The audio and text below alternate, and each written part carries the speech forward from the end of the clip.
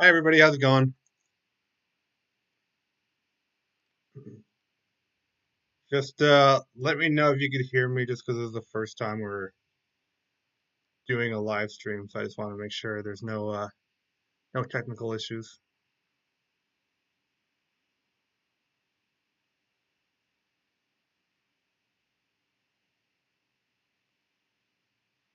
But we'll get started in a few moments here.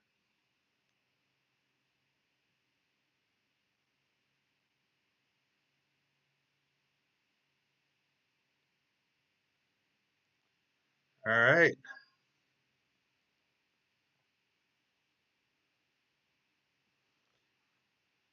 Sweet guys, how's it going, Vince?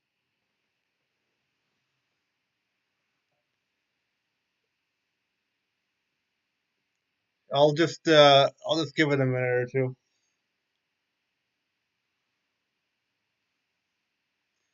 But yeah, the point of this is to just kind of go through the different strategies and put together some mock brackets.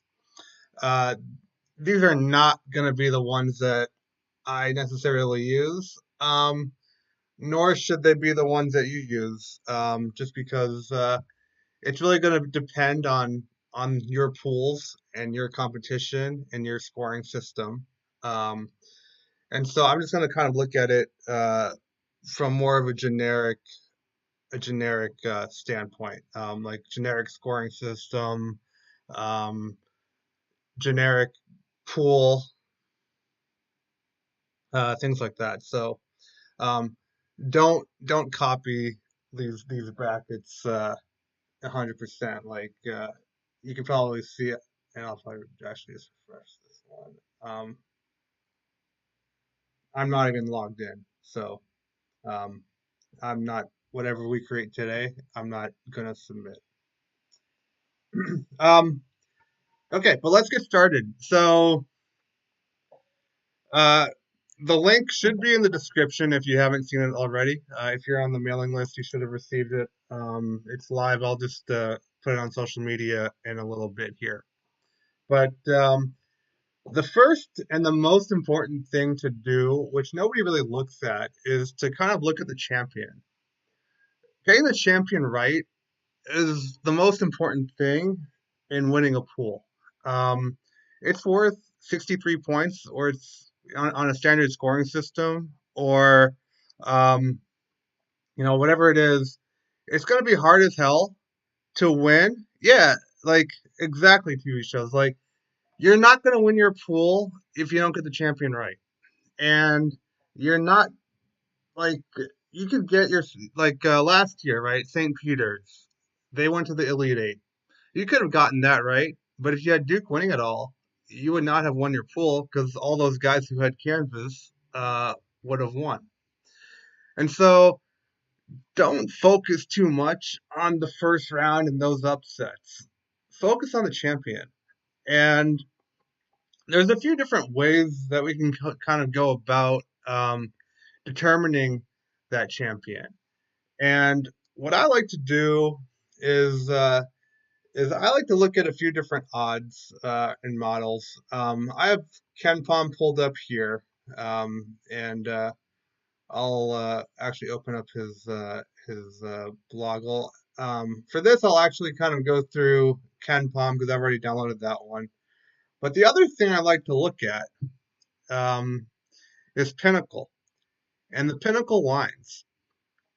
I like because they are the sharpest book. So Um, so in some ways, they're better than any model. And so what I've done, and what you should also do, but I'll actually put this out as well, um, is to find the non-vig odds for for the um, for each team. And so the way to do that is just to take the odds, convert it to implied odds, so just 100 divided by the odds. Add it all up, you get your hold, and then you just divide that each one of these by 100.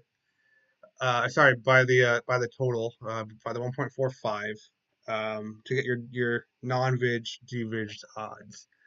This is telling me that Houston, according to Pinnacle, has a 15% chance of winning. Alabama, 10%. Purdue, 6, etc., etc. So for me, I'm going to use this as my guide to pick a champion. So I like to put together 5 brackets every year, one in each, and I kind of have it right here. I'm gonna, I have a few that are with my Midwest friends, a few that are with my West Coast friends, a few that are with like a national pool. And so I like to pick five different champions for 5 different pools. So now, how do we pick those champions? Well, uh, what I've done, and this is a screenshot on the article, is I put together a list of how often each seed progresses in the tournament based on historical data, uh, actuals, I guess, from when it expanded to 64 teams in 1984. And so typically we see 3 champions that are a number 1 seed, one that are a 2, and one that's a 3. Yeah, you'll have your one-off with like a 7 seed, like Connecticut being Kentucky in 2014. But for the most part, I'll kind of want to follow this allocation and putting together my 5 brackets. And so I'm going to look for 3 champions that are a number 1 seed, one that's a number 2, and one that's a number 3. give or take. That's why these are all approximations. So if I go 2-2-1, like last year, I had 2-1 seeds, 2-2 seeds, and a 3 seed, and so I'll kind of look for that. So um, these top 4 teams, I believe, except for Kansas, are all 1 seeds. Or sorry, like these three, and then UCLA is a 2 seed, and then Kansas is a 1, Gonzaga is a 3. So I'll be kind of looking at that. So Houston is a 1, Alabama is a 1, Purdue's a 1, UCLA is a 2, um, Kansas is a 1, Gonzaga is a 3. Now, and Arizona is a 2 as well, and so is Texas. So I'll kind of look towards these teams. Now, I'll be getting rid of some of these teams. So, for example, I haven't fully put together the futures report, but Kansas right here is a liability. And so I am not going to include Kansas in any of my brackets. The other thing is that if I go to ESPN's Who Picked Whom, which is I guess refreshing right now, this is a great resource. I can see that Alabama has been picked by 21.5% of people. To me, that tells me that in my pools, you're going to see a lot of people pick Alabama. And so, because of that, if there's 100 people in my pool and 22 of them pick Bama, I don't really want to get caught up in that rat race. Also, we want to go 1 step deeper. Uh, Based on the Pinnacle odds, we saw that about 10% of people, uh, or sorry, 10 like Bama has 10% odds, and so therefore, in some ways, we can see that Bama is overbought, and so therefore, I'm going to avoid Bama. I don't want to get caught up in that race. They don't have a good shot at they have um, they're kind of overbought, and so I'm going to avoid that because that's not going to do anything for me. Whether I finish 7th picking Bama or 97th picking like UNC Asheville or something, it doesn't matter because it's not going to win me any money. And so I'm just not going to pick Bama. I'm going to go to other places. And so now I have 2 1 seeds, which are Houston and Purdue. I have UCLA, which is a 2 seed. Gonzaga, that's a 3. And then kind of Arizona and Texas, we could kind of see they're kind of close, and so those are 2 2 seeds. So now I kind of have 2 1s, 2 2s, and a 3. Now, now it's time to figure out where do I want to put these teams. Um, and so I know that my Midwest pools, they're all gonna pick. Just knowing them and knowing kind of who they pick. A lot of them are from Michigan. They're all Michigan and Michigan State homers, and they always take the Midwest teams to go far. And so I'm gonna avoid putting Purdue in one of these 2 pools. So Purdue is gonna be in either my West Coast or my national brackets. Now, my West Coast folks, I know them, and they're gonna go and pick their alma maters. They're gonna go pick UCLA, Gonzaga, Arizona, and so I'm gonna avoid picking UCLA um, uh, in uh, uh, in one of those pools. Now I also have so that leaves me with taking Purdue or Houston in my West Coast pools. Now I have UCLA, Arizona, and Gonzaga in my Midwest pools, and also Texas, because I could basically say, hey, I don't really have a place to fit Arizona in, and so I'm going to take Texas, and so I'll go Texas there. And then the national one, um, one might be one where, hey, I'm just going to go kind of off the wall because according to the ESPN Who Picked Who thing, Gonzaga's kind of down the list there, and so if I'm kind of trying to get an edge on the public and then I'm gonna kind of go for a home run there. And so those are going to be my five champions, and that's how I'm kind of allocating it between my brackets. So UCLA, Texas, Purdue, Houston, Gonzaga for the national one. Um, and so really take into account who's in your pool and like if they have any regional biases. So for example, if you're in LA, you're going to have a lot of people take UCLA. If you're in a pool with like coworkers or if your friends have like coworkers or their girlfriends or whatever it is, then they're going to have some type of a bias, and a lot of times that bias is regional or to their alma mater. Um, and so you actually might come across a case where you might not you might not want to go with Purdue and UCLA and Gonzaga, and you might just kind of go down the list. And then as the futures report kind of gets developed here, and the reason why it's not is because a lot of action is coming in today, and so I'm just waiting for that to settle down a little bit. And so after that, maybe Texas is a liability, and Connecticut is. So then we might want to go a little bit down the list too. Um, but yeah, so I like to use the Pinnacle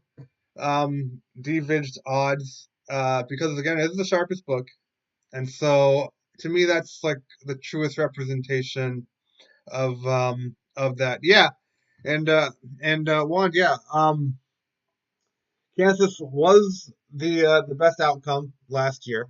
Um, I don't necessarily like to use the best outcome per se in terms of putting together my bracket. Now, last year it all just kind of worked out because Kansas was the best outcome, and also the Sharps were on them too. Um, but uh, but yeah, I like to avoid, or I don't necessarily like to go after that. What I like to do is avoid the liabilities. So like last year was Kentucky, there was Gonzaga, Arizona was a liability. So I was like, all right, I'm just gonna cross them off my list regardless. So now, uh, Twitter account. So now I'm just gonna put together my bracket. So like I said, I'm gonna pull up my guide here. So just 1 through 5 is just going to be like the two Midwest brackets, and then the West Coast bracket, and then the national one. So I'm just going to push it forward. So I'm just going to go UCLA,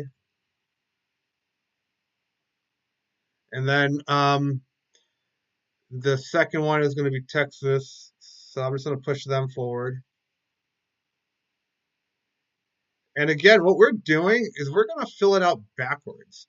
So what everybody usually does is they pick, your top left corner, go through the round of 64, then 32, et cetera, et cetera, or go region by region, and then the final four.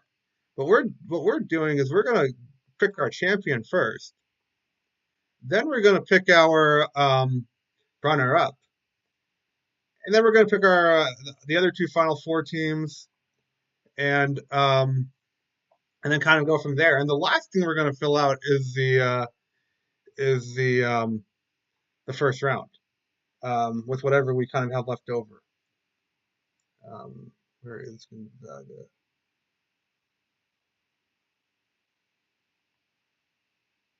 So now I've picked all my champions, and so now I need runner ups.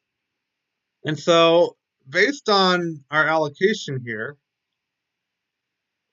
we have five five number one seeds, two number twos, three number threes in the national championship. But remember, we already have um, two ones, two twos, and a three, and so we're really only going to look for three ones. Um, no twos. We don't get any twos anymore. One three and one something else to kind of fill out our runner ups. And so yeah, and so what I'm gonna do is now I like to look at models for this, and so the only one I have downloaded right now is 538, which is fine. Like I said, I like to kind of combine 538, Ken Palm, um, ESPN BPI, and sometimes I'll take a look at Bart Torvik, um, and then I'll also take a look at I haven't put it together yet, but Pinnacle's regional winners. Um, and so yeah, I'll kind of do that. And so right here I have the download for 538. And so what I'll do is take a look at the round six win percentage, which is winning the final four games to make it to the championship. So I'm just going to sort from largest to smallest here, and so um, what I say we need three three ones, um, two twos, or sorry, three ones, no more twos. So I'm gonna go with Houston, Alabama as well. Alabama, like I said, like they're a team that people have to win. But again, if they go far, then that's the way to kind of hedge by taking them to the championship game. And then if they lose the championship game, then you're in good shape there. So just because Kansas is a liability um, does not mean that you don't need to just kind of disregard them. Now, in this case, I will disregard Kansas just because they're not one of the top three number one seeds. And who knows? Like again, when I combine them all, they might be when I take into account the other models. Um, and then I need a number three seed. I already have Gonzaga, so now I'll look at Baylor as a three seed, and then finally, I just need something else that's not a, a two or a one. So UConn is one. Now, again, it doesn't need to be like a full guide, like just taking it based on a model. Like for me, I kind of like UConn because I mean I know they did well in the beginning of the year, um, and so yeah, I mean they definitely kind of look good at points this year, so I'll kind of take them. And so now for my runner-ups, I have Houston, Alabama, Purdue, Connecticut, and Baylor. And so now it's just trying to figure out okay uh, which brackets do I kind of want them to have.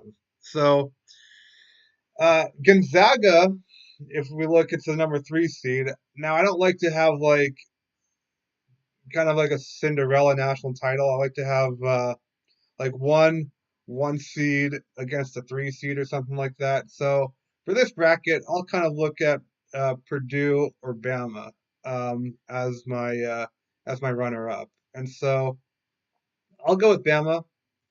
Um, the other reason is this is a West Coast bracket, or sorry, this is the national. Actually, you know what? Because this is a national bracket, I will go with Purdue.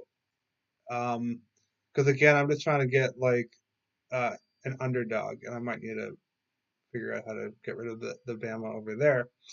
So I'll go uh, um, Purdue as my runner up here. Now this is on my West Coast bracket, and so here, um, if I have Houston, and I've already used up Purdue, so now I have Alabama or Baylor would be the other one.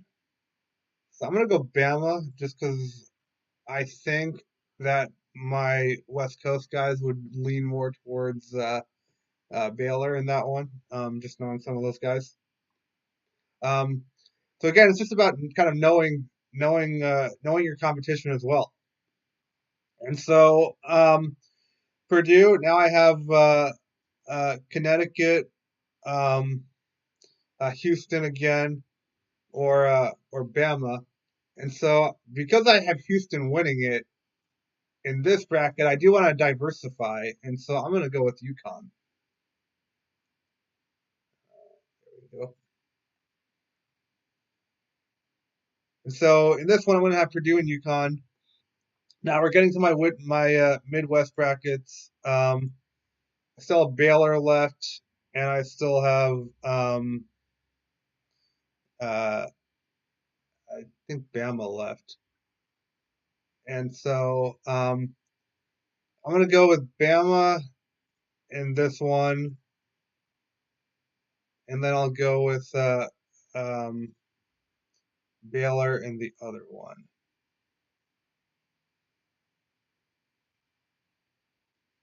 Cool.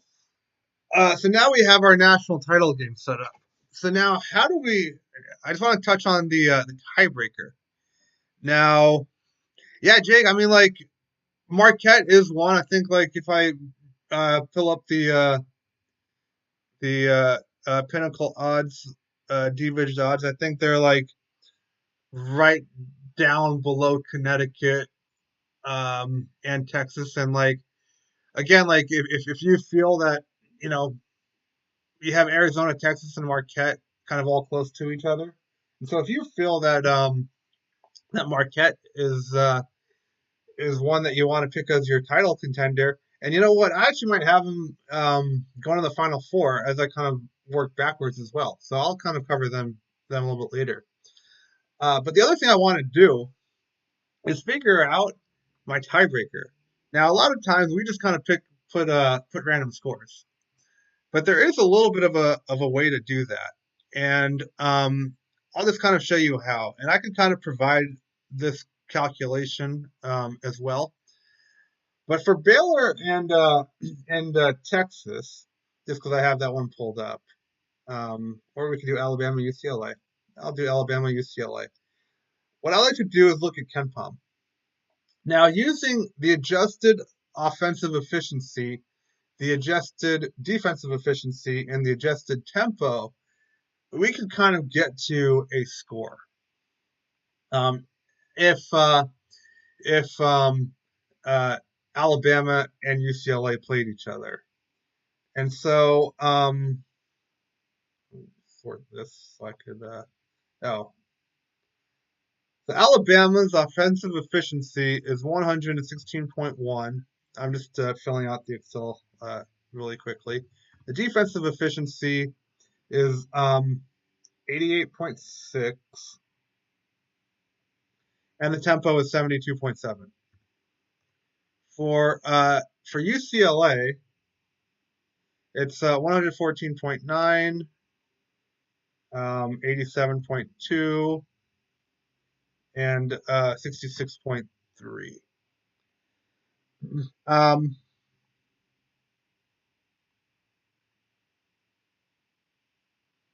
okay, so now it shot out a score for me, and I'll let you kind of know what the calculation is. So first, we want to figure out the pace of the game.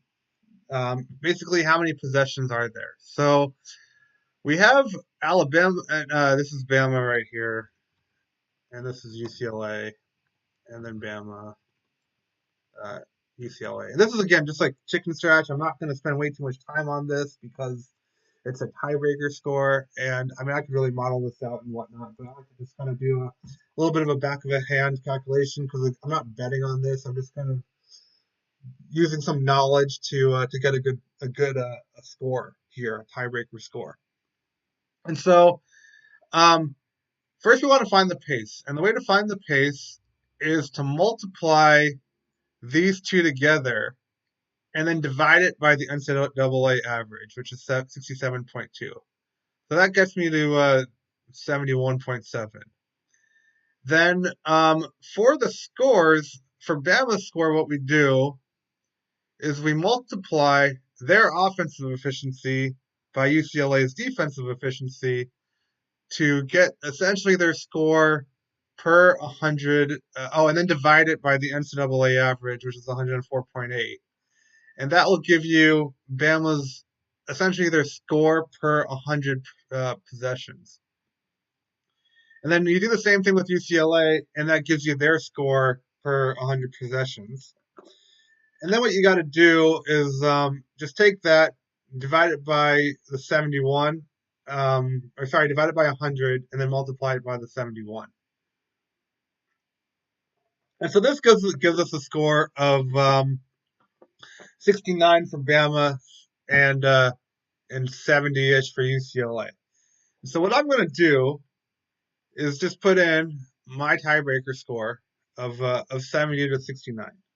Um, because and what we really care about is it's not so much the score, it's the total. Because when ESPN and I think a few other ones apply the tiebreaker, it's uh, it's the total, not so much the score. And so what it's telling me is that if Alabama and UCLA played in the title game, I would expect the books to set a total somewhere around 139. And so um, that tells me that, okay, you know what? My competitor, if who I'm tied with, might have a score of like 85 to 81. And so if they have like a score of like 164 and I have a score of 139 and the books are setting a score, a total of like 142, then I just have a better chance of winning the tiebreaker. And so I'm going to use that, like the Ken Palm method, to kind of come up with a realistic number for the tiebreaker. And now this is actually, like, I was just looking at the Nevada Arizona State game to see what the lines are set at, and that I think is 133 and a half right now. And when I did this method, it came out to be 135. And so that's a really quick way of just getting to a score that's going to be close to the total. Um, for me, this actually kind of came out the other in 2021. I had Baylor and Gonzaga in the national title game, and they did make it to the national title game. Using this method, my total was like a few points away from the actual total, and the actual score was 2 points off of the total that I had put. And so if I was in a tiebreaker, uh, uh, then I would have won that tiebreaker. And so yeah, just again use that KenPom data and that methodology to kind of come up with your tiebreaker score, because it's better to kind of like have some math behind it than uh, than just kind of coming up with your own thing. And so now what I'm going to do is kind of take a look at the final four. And so uh, now again we're just kind of working backwards, and we're not going to go through everything because again it's just going to take a while. But now I already have 5, 2, 2, and 1 of my final four. So I just need 3 more number one seeds, um, uh, 2 number 2s.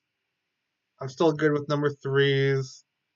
1 number 4, 1 number 5, 1 number 8, and then 1 number 11. Because like for some reason, number 8 seeds, like for example UNC, the other year, and also like 11s like VCU and Loyola. So for some reason, I don't know, number 11s kind of come through. And again, there's a guide. Like you don't need to um, follow this to a T. So for example, Texas A&M, right? TV shows. You mentioned Texas A&M. They're very highly regarded by the models, and so you know what? One of my brackets, I might put Texas A&M in the Final Four. But yeah, I'm just gonna kind of go through that now, and now in some ways it gets a little bit easier because now you're kind of limited in your options. So again, like we're gonna just sort through our top to bottom here. Um, Let me just unhighlight this. So again, like I need 3 number 3s or 3 number 1s. So Alabama, Purdue, Houston, and now I'm kind of limited in terms of like my open slots as well. And so for example, this bracket, I don't know which one it is, but I have an open slot in the East, so I could put Purdue here. Um, And then Houston, so I'll need like uh, an open one, or sorry, an open um, Midwest bracket. So this one's open. Um, and then Bama, so I need an open South bracket. Um,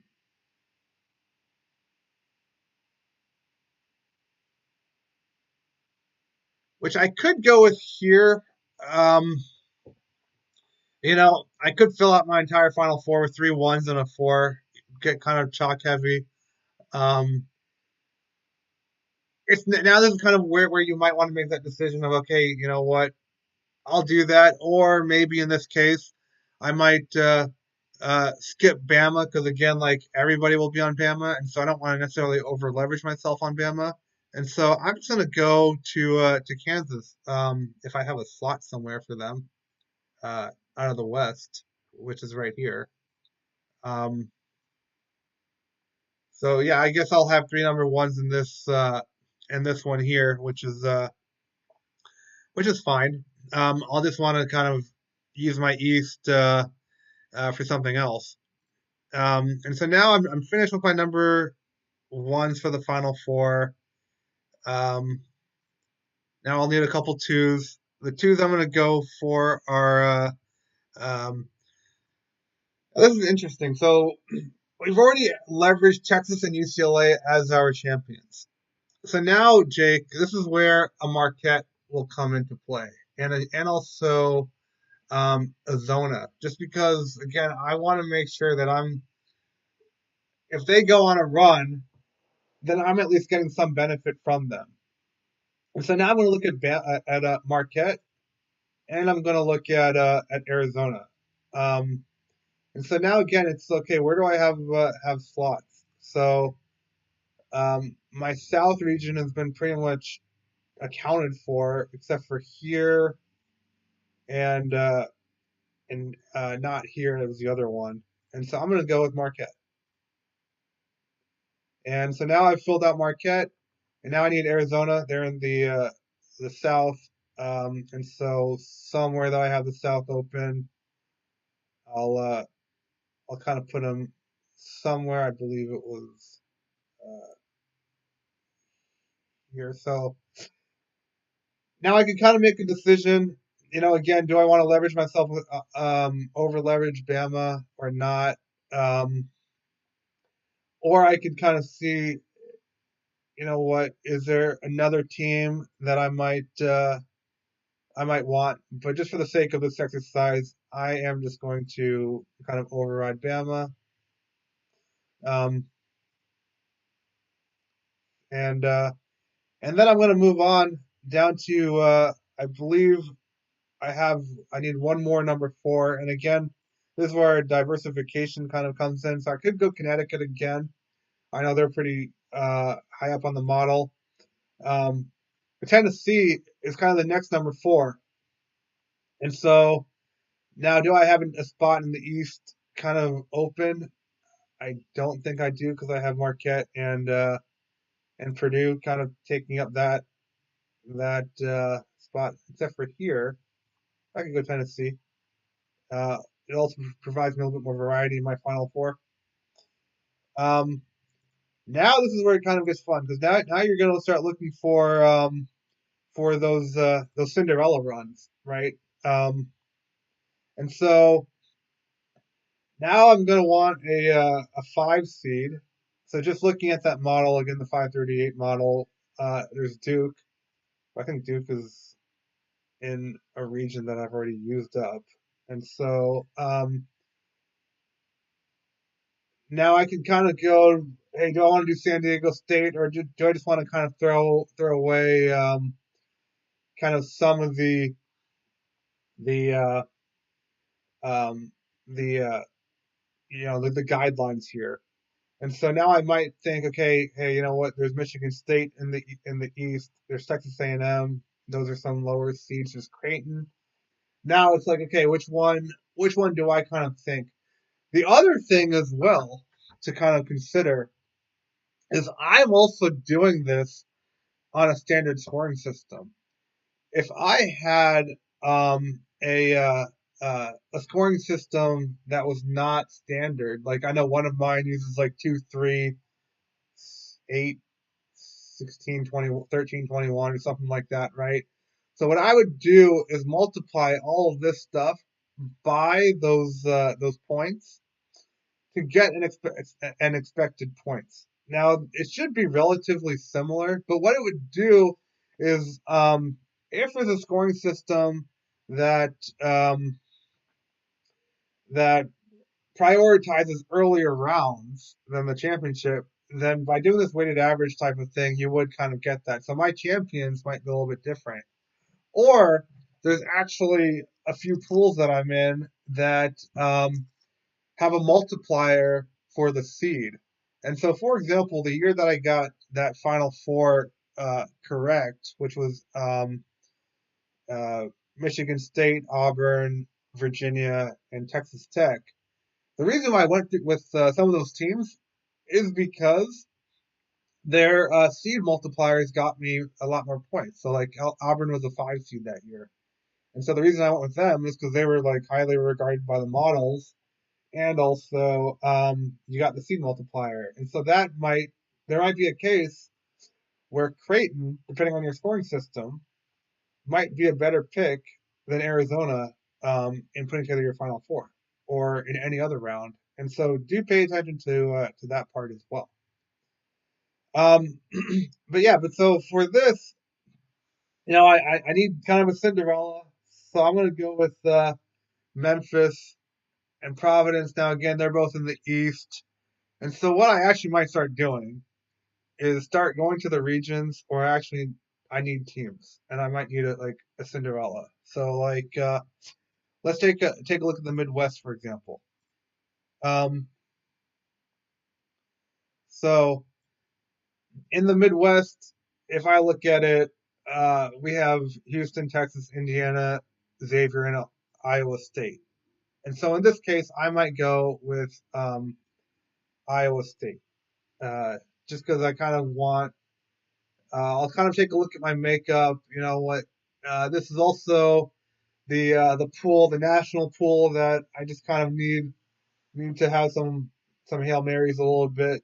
And so I'm just gonna go Iowa State here, and that'll fill out that bracket's Final Four. And this one's already filled out. This one I'll need somebody from the South. Um, so here, just looking at everything, yeah, Creighton is up there, but I'll probably go San Diego State because I do need a 5 seed. Um, then I have San Diego State here. I'll need somebody in the West. Um, I've already kind of leveraged myself on Connecticut. Um, TC, actually, you know what? I'll probably go Arkansas just because I kind of want an 8, and also Arkansas. Um, I kind of like them as a team. Then back to the Midwest to fill out my last Final Four team, and this is probably where I'll go with Texas A&M as a 7 seed. So that'll fill out that Final Four. Um, and then I'll keep on doing this, going back, kind of following these these parameters for the Elite Eight, the Sweet 16, and the second round. Um, Eventually, you'll kind of be limited in terms of right, because my round of 32, I've already filled out like four of the four of them. Once I get my Elite Eight done, then I'm halfway through the round of 32, and uh, and so I'm just kind of limiting.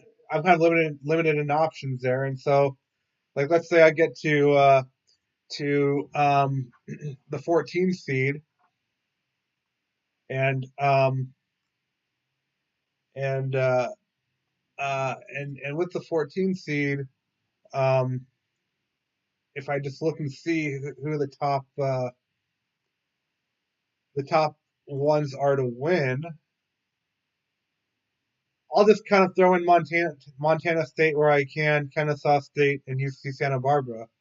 Um, then also, there's always one 15 seed out of in the 20 teams that win, and so I'll go with Vermont if it's open. Like if I've already kind of put all the number two seed, like all the if Vermont is playing Marquette and I put Marquette forward in all the other brackets, then I just might go down the list to Colgate and so on and so on if I want them to upset Texas in this bracket, for example. And so yeah, I'm just going to kind of work backwards because again, I want to prioritize uh, the teams that are going to get me the most points. And so um, by doing the final four already, I've kind of um, focused on what's going to get me the majority of my points. And all this other stuff, um, depending on the size of your pool, like again that Vermont over Marquette pick, that'll just be like a bonus point if it actually happens. But it's not something I'm going to focus on because by the time you get to the first round, uh, 180 out of your 196 points are already accounted for, and so I'm not going to pay too much attention on like those 16 points that are left over. Um, Ishan, just in terms of who Vegas is rooting for, so I haven't fully gone through the report yet, but uh, the team that they're rooting against as of now is Kansas, and I wrote this down in terms of teams that are they're rooting for. Um, oh yeah, teams that they're rooting for are going to be UConn, and that's actually another reason why UConn was one that I would want to go far. UConn, Purdue is another one. Gonzaga is another one, and there's another one I wrote down. Oh, Alabama. So yeah, like those that kind of confirms to me that some of the choices I made are kind of some of Vegas's best outcome. Uh, and so I'm gonna kind of, even though I don't fully go by the best outcome because that changes a little bit. Um, and those are just like the most realistic teams that are best outcomes. So, for example, um, they're only like they're good to basically 50 out of or more, like 60 out of the 68 teams. So even if Charleston won the title, they'll be good to that just because nobody's betting on Charleston. And so I don't necessarily look at the best outcomes as much. Those are the best outcomes that are in the higher seeds. Um, but mainly look to avoid the liabilities. And Jose, in terms of liking Texas A&M over Penn State, um, yeah, per the percentages in this case, I will take Texas A&M over Penn State just because they're highly regarded in terms of this model for as a Final Four team. However, there are going to be brackets here where I will have probably, especially because if I look here, I'll need one 10 seed to the Elite Eight. And so what I'm going to do is as I kind of work backwards, I think around this is the Elite Eight. Uh, and if I look at the 10 seeds, you have Utah State, Boise State, Penn State, and Southern California, USC. And so I might go with Penn State far. Or I might avoid it because, again, like, or I might take it a bracket in which I think it's going to be helpful for me. So, for example, I probably won't take Penn State in my two Michigan Midwest brackets because they're all going to take Penn State in the Big Ten teams. um, and I would probably want to avoid the Utah State, the Boise State, and USC in my West Coast brackets because all those guys are going to trend heavy to USC and all of them, and I know some of them went to USC, and so I think they're going to be homers. And so I will probably lean to taking Penn State in a West Coast bracket all the way to the Elite Eight, or at least the Sweet 16. And then maybe something like Utah State in one of the Midwest brackets. And so I will kind of dictate or let the makeup of the pool, who I'm in, who my competition is, dictate the my picks and kind of where I put them. Um, yeah, that's kind of the gist. Again, like we want to work backwards. That's the biggest one. Utilize the models. I put together in Excel the those pinnacle numbers. What I'll do is post those to the website. Um, this is a really great resource. The who picked who, in terms of who to avoid, right? So if Bama is very highly public right now, I know that the public people in my pool are gonna go with Bama, and so I don't want to get caught up in Bama, and so I'm gonna avoid Bama. Again, you want to understand who your competition is. So depending on the pool you're in, like if you're on the East Coast, they're gonna trend East Coast teams. If you're in a group of college alumni, they're gonna pick those teams and whatnot. Then use the futures report. Full futures report will go out to members. A partial one will go out to the email list, and social will get one of each. So take that into account. Uh, like no liability has won it recently. I think the last one was maybe a few years ago. But yeah, it's always great to avoid those teams, no matter how what their odds are.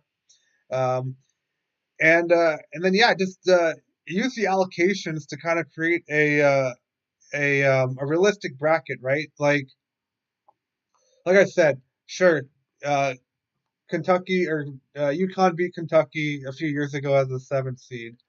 Um, but that's not always going to happen. It is the cream does rise to the top. Usually threes or ones, twos, and threes usually win the title, and so you want your bracket to reflect that. Um, and yeah, in putting together your model, do optimize for the scoring system. Like I said, some of them do have seed multipliers, which might make your some of your lower seeded teams worth more. And so do select teams that kind of match that are best for that scoring system. But yeah, the biggest tip is again working backwards. Pick your national title winner first, and then kind of work backwards from there. Because if you get that wrong, then then you're not going to win your pool. And it doesn't matter how many upsets you get. It doesn't matter how many Cinderellas you pick. If you're in a large pool or any decent sized one, you're not going to win unless you get your national champion right. The only time I've ever done it is when I got my entire Final Four right. But yeah, you're going to need to get your champion right. And so focus on that. And and by doing that, just work backwards. We all like to work forwards usually, go in chronological order. But again, work backwards, and then you should you're not 100% going to win, right? It's not a guarantee, but you're going to put yourself in a position to win, where like you're going to get to Final Four weekend, and you should probably have a shot at the money, and then you can kind of start hedging if you want. But yeah, you shouldn't really be busted uh, uh, early on, um, right? Because just looking at here, just based on Pinnacle odds, if I just go Houston, Purdue, UCLA, Gonzaga, and Texas, then I am giving myself between my five brackets a 36% shot at getting the champion right.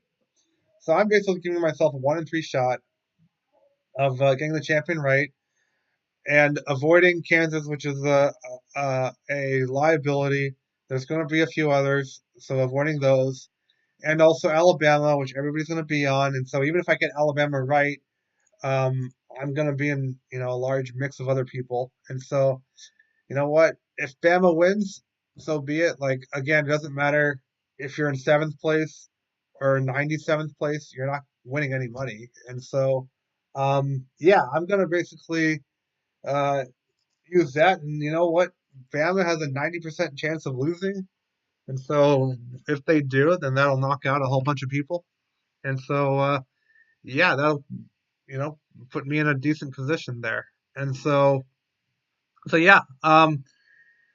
Now, let me know if you have any questions. I'll be around for a few moments here. So just in the chat box, just let me know if you have anything, and also let me know if there's any other resources that you want me to provide, like any of these Excels or anything like that. I could just whip some stuff up, put it in uh, Google spreadsheets, and just provide a link. So just let me know.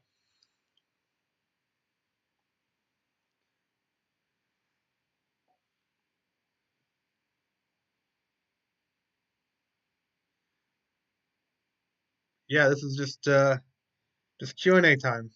Just any questions you might have.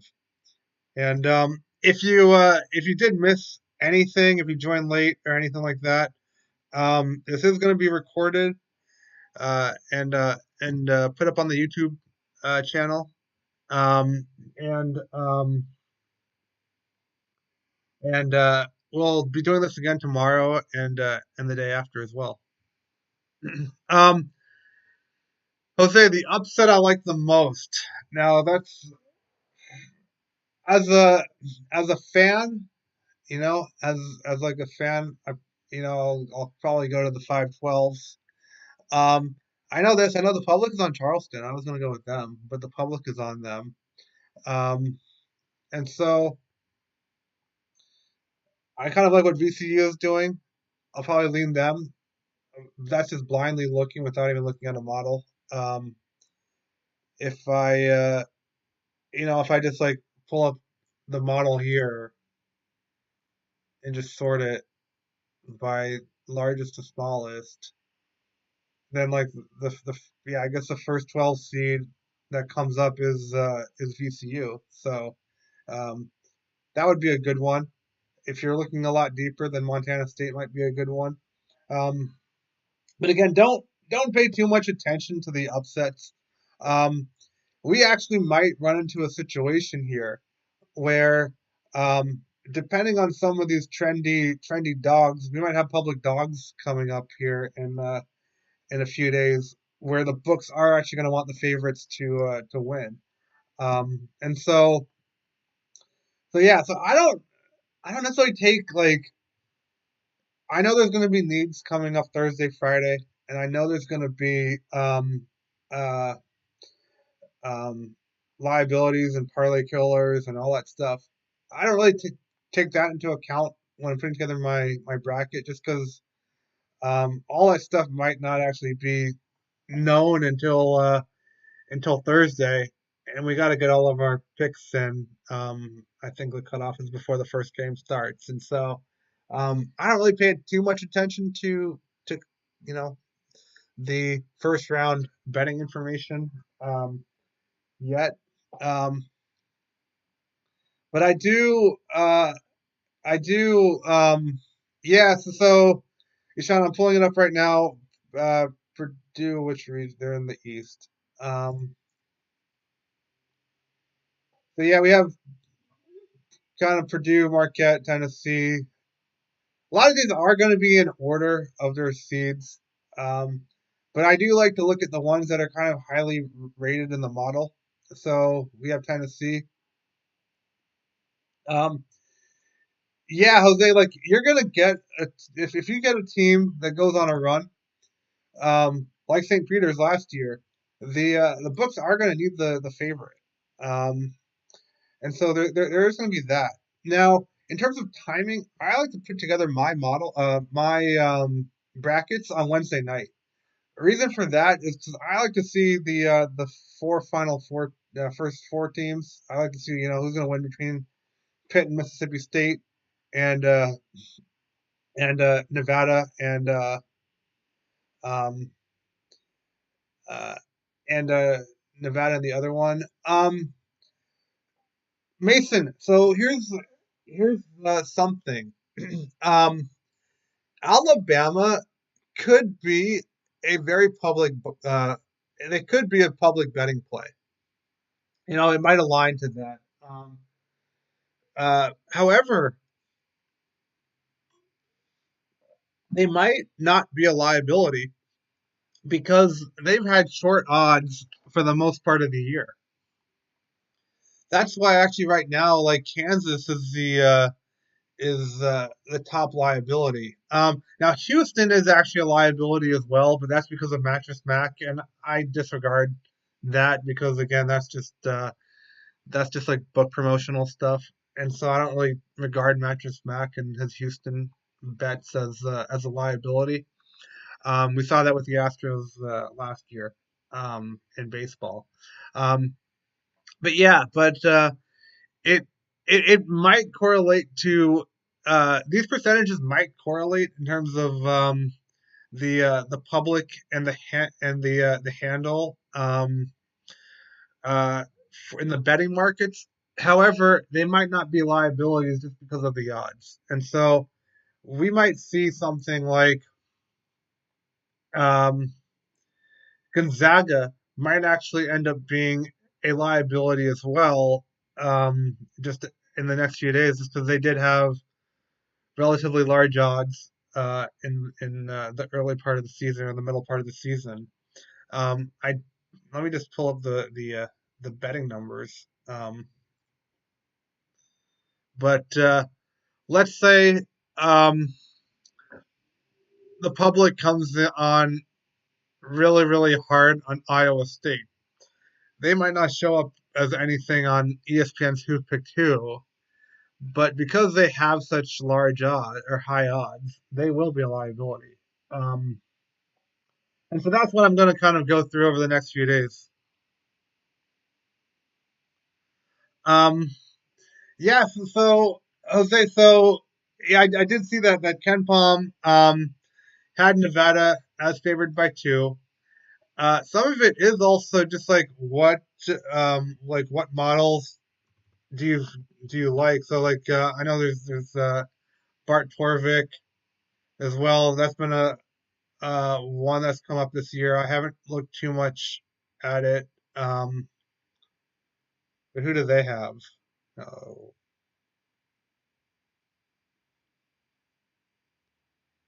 So they have Nevada favored by one. They actually have that the score I calculated with Ken Palm's numbers, which is 68-67. Um, yeah, and so for me, when I look at models, I don't necessarily like anything that has less than like a 3 point difference. And so if Arizona State is favored by two, or yeah, they are favored by two, and Nevada is favored or is like the models have them by one, then that's kind of my borderline in terms of a model play. Um, then I'll start taking a look at again like who are the sharps on, where's the liabilities, etc. And so I do think that Nevada um, would probably end up being the sharp play because a lot of time like they're the sharps are not going to be on Arizona State if all the models um, are saying Nevada, and so I would think yeah, that you're going to see sharp action on Nevada. I just want to pull up the numbers really quickly. Um,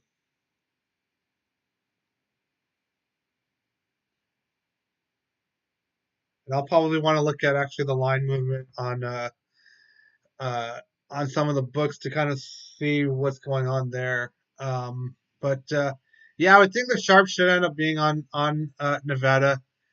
The public, of course, always likes the favorite, so they're going to be on Arizona State. Um, and also, we have to kind of think, right? Arizona State just went on a good run in the Pac-12 tournament, and they maybe should have been out of the last four. Whereas Nevada, everybody's like, "What the hell should they be doing in the tournament?" Right? Everybody thought it should be Rutgers, and so um, yeah, and so we might see the public being on Arizona State, and the models and the sharps are going to be on Nevada.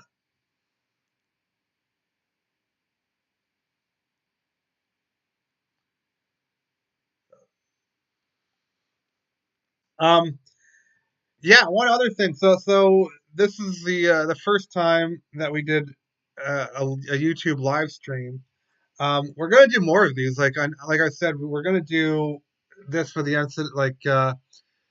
We're gonna have more of these sessions over the next few days, just before before the tournament. But then during the tournament, we're gonna have like live Q and A's. We're gonna have live betting and stuff like that, and really incorporate that part in. So yeah, this is really the first time we did the live YouTube. So appreciate everybody joining. Like I said, there should be a recording, and we'll be doing this again tomorrow and the day after if you missed anything.